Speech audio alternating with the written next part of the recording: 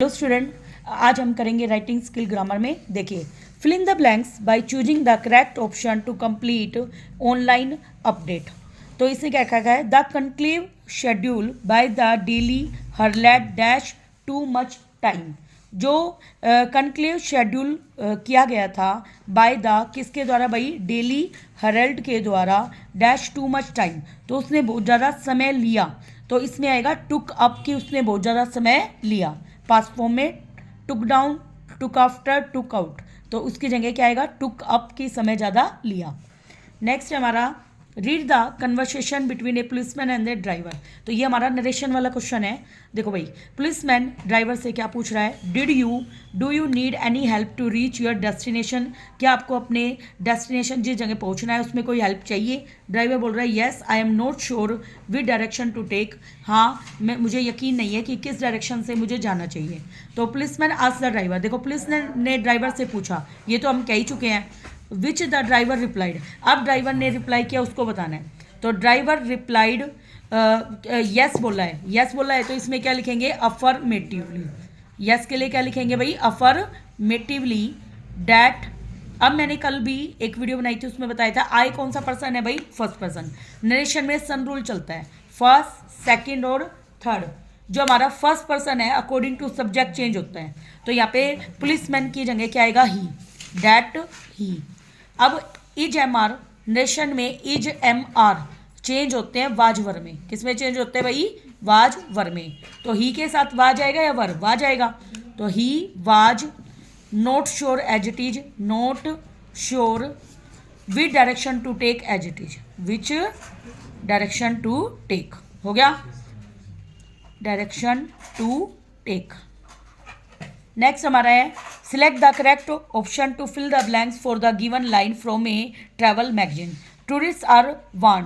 Warn का मतलब चेतावनी। टूरिस्ट को चेतावनी दी जाती है that they dash be fined if they tease animal, कि उनको फाइन किया जाएगा कब? अगर वो जानवरों को सताते हैं। टीज का मतलब होता है परेशान करना।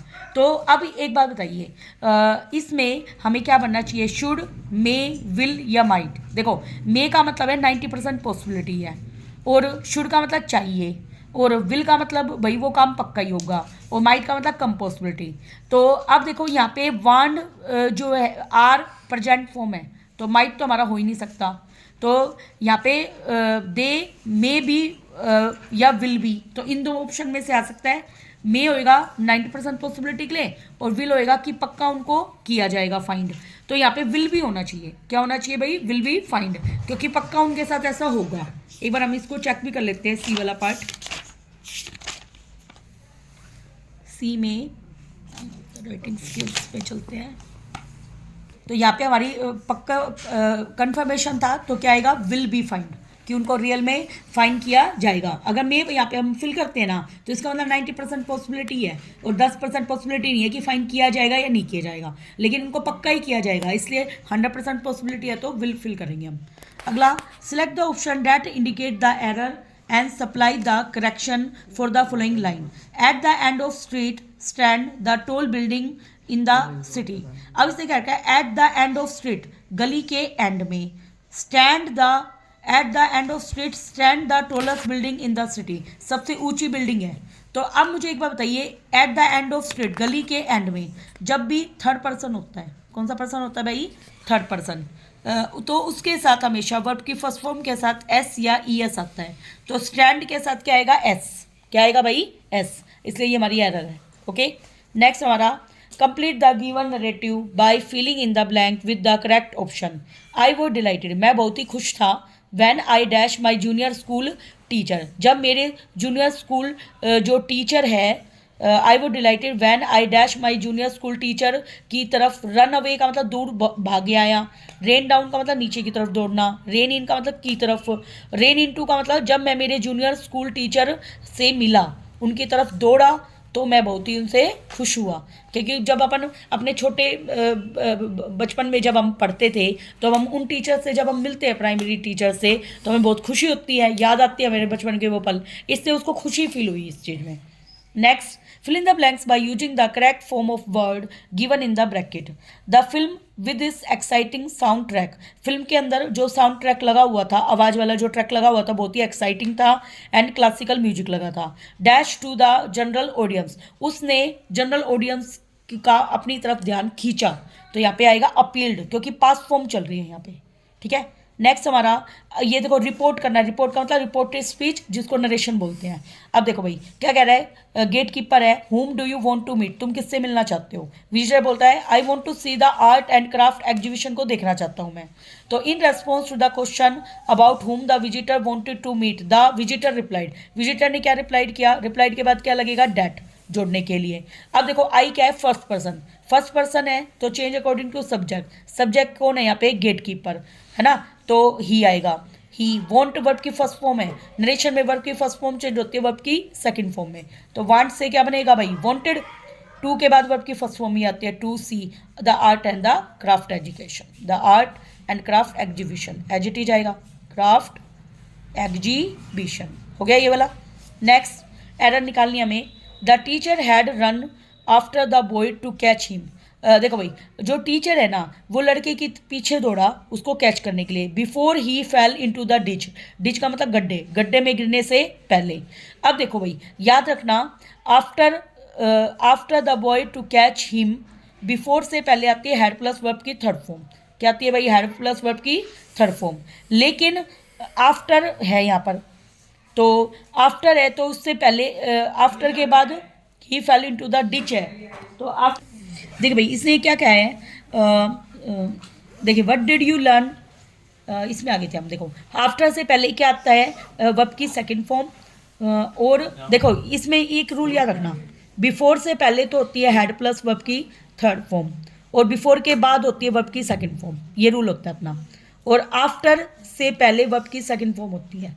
तो अब यहाँ पे हैड रन क्या है, वर्ब की हैड प्लस वर्ब की थर्ड फॉर्म है. तो इसमें हैड रन की जगह सेकंड फॉर्म क्या आती है, रन की, रेन. तो ये रेन आएगा. Next, Radhika share some information with Sant about her school trip. Report Sant question को रिपोर्ट करना है. What did you learn from the museum visit. तो देखो रिपोर्ट संत क्वेश्चन, तो संत के क्वेश्चन को बताना है. Radhika share some information with Sant about her school trip. तो संत ने क्या पूछा राधिका से, तो यहाँ पे आएगा संत आस्क्ड राधिका. संत ने किससे पूछा भाई, राधिका से. राधिका वट का वट ही रहता है. अब देखो यू क्या है यहाँ पे, सब्जेक्ट. सब्जेक्ट चेंज किसके अकॉर्डिंग होता है, अकॉर्डिंग टू ऑब्जेक्ट. तो यहाँ पे ऑब्जेक्ट, ये सब्जेक्ट है और ये ऑब्जेक्ट है. तो राधिका की जगह क्या आएगा, शी. What she. वर्ब की जो फर्स्ट फॉर्म है वो किस में चेंज होती है, सेकंड में. तो यहाँ पे क्या आएगा, लर्न की जगह लर्नड, और from the museum visit. From the museum visit आया ये. अगला, my family dash in the village since many year. देखो सिंस आ गया, मेरी फैमिली. याद रखना टेंस के अंदर जब सिंस आ जाता है ना, सिंस आ जाए या फोर आ जाए और प्लस टाइम पीरियड आ जाए, क्या जाए, टाइम पीरियड, तब हमेशा has, have plus been plus verb की फर्स्ट फॉर्म प्लस आईएनजी आता है. ये रूल होता है अपना. तो अब हमने देखा यहाँ पे सिंस आ गया और टाइम पीरियड आ गया मैनी ईयर. तो इसमें क्या आएगा, हैज बीन लिविंग. क्या आएगा भाई, हैज बीन लिविंग. नेक्स्ट हमारा देखिए भाई क्या दे रखा है, ये भी रिपोर्ट वाला क्वेश्चन है. संयम और शिवम के बारे में क्वेश्चन हो रहा है. देखो भाई, Sanyam met his friend Shivam and they begin talking. उन्होंने बात करना शुरू कर दिया. Sanyam asked Shivam whether he had. देखो संयम ने शिवम से पूछा, तो ये तो दे रखा है शिवम अफर का मतलब यस में आंसर दिया. एंड सैड क्या कहा, आई. आई के साथ क्या आएगा, डैट आएगा. आई के अकॉर्डिंग सब्जेक्ट है तो ही आएगा. और हैव का क्या आएगा, हैड. ठीक है. That actor has change to had होता है. हैज चेंज क्या होता है, हैड. तो the actor had done a marvellous job. तो देखिए भाई ये किस में है, the actor had done a marvellous job. किस में है भाई यहाँ पे, the actor had done a marvellous job. अभी मैंने जो ये बताया किस में है भाई, फर्स्ट पार्ट में यही है. अगला हैज डन है, सॉरी ये तो हैड डन बताना है ना, तो सेकंड आएगा ये, फर्स्ट नहीं. कौन सा आएगा भाई, सेकंड. अगला, fill in the blanks with the correct option. There is something wonderful waiting. वहाँ पे कुछ वंडरफुल वेटिंग है. वेटिंग के साथ हमेशा फोर आता है, याद रखना भाई. क्या आता है हमेशा, प्रीपोजिशन फोर. याद रखना वेट के साथ क्या आती है, हमेशा फोर. ये फिक्स है अपना. आगे देखो भाई, अब हम ये राइटिंग स्किल में थोड़े से जो 1 1 मार्क्स के क्वेश्चन आ रखे हैं ना हमारे लिटरेचर में, वो कर लेते हैं। स्टेट ट्रू और false, the following term can not be apply to the question. ये फॉलोइंग टर्म क्वेश्चन के साथ अप्लाई नहीं हो सकती। What is the purpose of the 12 tiny gold spots on a monarch pupa. Monarch pupa पे जब हम जाते हैं उस पर गोल्ड स्पॉट पाए गए हैं, कितने भाई, 12 छोटे छोटे। तो उसका पर्पज क्या है? इट इज एन अजम्पशन, ये कल्पना है। Something that is taken for granted और assume to be true without proof, जो कि मानी गई है बिना किसी प्रूफ के। तो ये बात क्या है? ट्रू। नेक्स्ट हमारा, he also got a chance. A chance की जगह में वर्ड बताना है, तो उसका मतलब है अपॉर्चुनिटी। चांस का मतलब मिलना क्या होता है? अपॉर्चुनिटी, अवसर।